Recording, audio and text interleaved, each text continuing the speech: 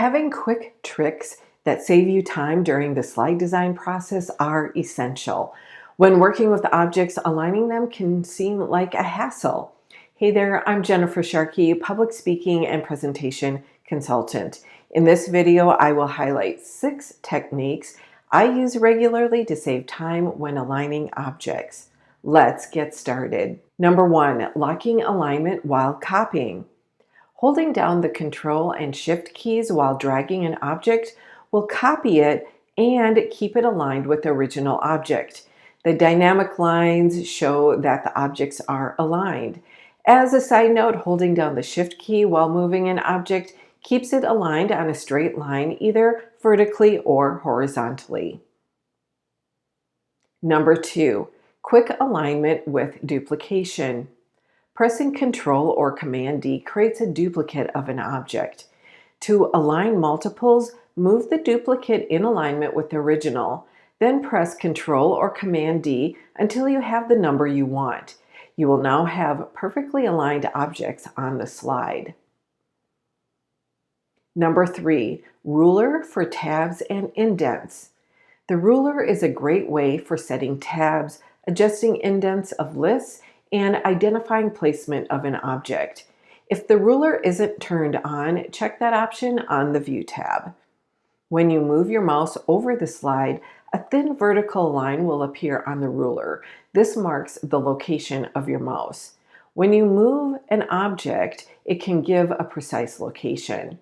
To set a specific tab location, click inside a text box, then click on the ruler. A small icon will appear indicating a tab stop. You can then drag and drop it to set to a specific tab location. When you press the tab key, the text will indent to that location. You can also adjust the indent markers, either for a list or other text in the text box. To set the distance between the bullet point and the text, drag the bottom indent marker.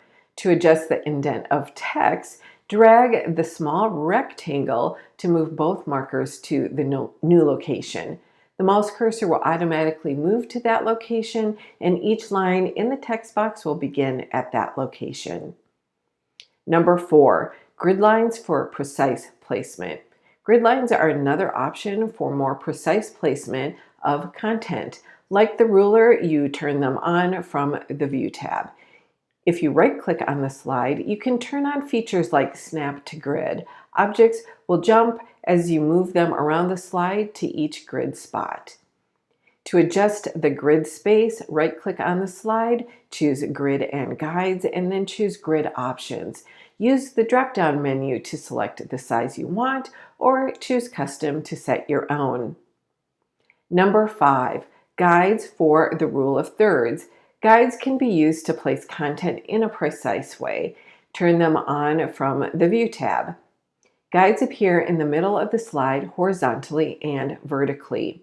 You can drag them to any location on the slide. Use the ruler to place the guides in an exact location. By right-clicking on a guide, you can add additional guides. For instance, you can create an approximate grid for the rule of thirds. Number 6, aligning multiple objects. For multiple objects that need to be aligned quickly, use the Align button on the Shape Format tab. Select all of the objects and click the Shape Format tab. Click the Align button, and you can determine if the objects align to each other or to the slide. Then select the option you want. Vertical alignments include top, center, and bottom, and horizontal alignment is left, middle, and right. You can also equally distribute objects horizontally or vertically. Grouping objects allow you to move them all as one and align them as if they were one object. Keep watching for more slide design tips and tricks.